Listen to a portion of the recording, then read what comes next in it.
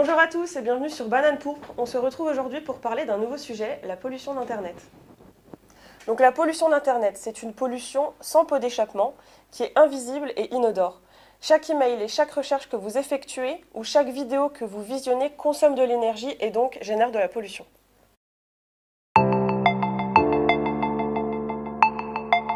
Internet est bien plus polluant qu'on l'imagine. Oubliez le satellite, la Wi-Fi ou le Bluetooth, car ce qui relie deux ordinateurs entre eux, ce sont des câbles. Tous les pays sont raccordés à un réseau mondial de câbles en fibre optique enterrés sous les océans. Aujourd'hui, on dénombre 1 million de kilomètres de câbles.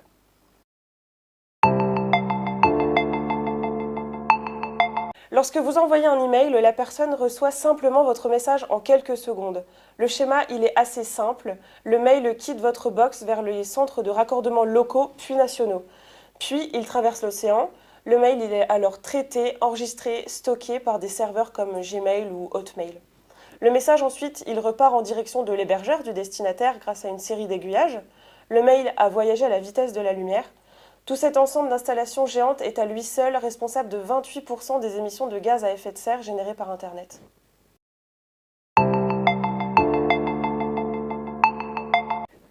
Et savez-vous qu'Internet pollue aussi à cause des data centers? Ce sont d'énormes bâtiments dans lesquels les serveurs stockent et traitent les données informatiques. Il en existe plus de 3200 dans le monde entier. Toutes vos photos de vacances, vos données bancaires, vos musiques sur Spotify y sont conservées. Ces data centers ne s'arrêtent jamais et permettent aux internautes d'accéder à leurs informations personnelles instantanément. La moindre panne d'un data center pourrait coûter des millions d'euros à Google, Amazon ou Facebook. Ces géants stockent des millions de gigaoctets d'informations en double, ce qui double la consommation des data centers.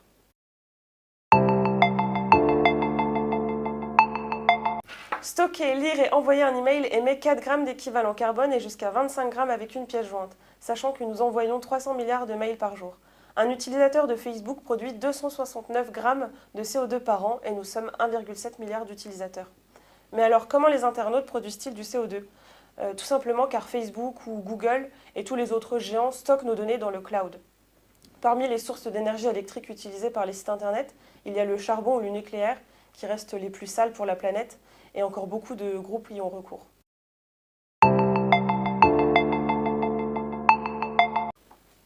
Il existe plusieurs solutions qui permettraient de réduire la pollution digitale. La plus simple pour commencer serait d'effacer toutes les données obsolètes comme les anciens mails ou les doublons, et permettrait de réduire l'empreinte carbone. Utilisez un navigateur responsable comme Ecosia, qui a pour action de reboiser l'Amazonie grâce aux revenus publicitaires. Il existe aussi une boîte mail éthique comme Humanity, qui permet de supprimer les pièces jointes et des correspondants inutiles des courriels. D'ailleurs, est-ce que vous savez qu'une entreprise de 100 salariés qui réduit de 10% ses mails fait une économie de 1 tonne de CO2 par an? Laisser un mail affiché sur son écran plus de 15 minutes a un impact plus négatif que le fait de l'imprimer en noir et blanc. Une autre action simple, faire en sorte de ne pas ouvrir trop d'onglets sur votre ordinateur, car un onglet fermé, c'est une information en moins sur les serveurs.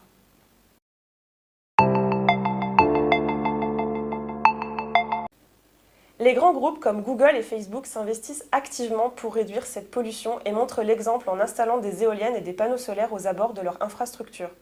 La majorité des data centers fonctionnent grâce au charbon, mais une solution est envisageable, le free cooling. C'est le refroidissement naturel des serveurs par l'air extérieur. C'est pour ces bienfaits que Facebook a installé des serveurs près du cercle polaire en Suède.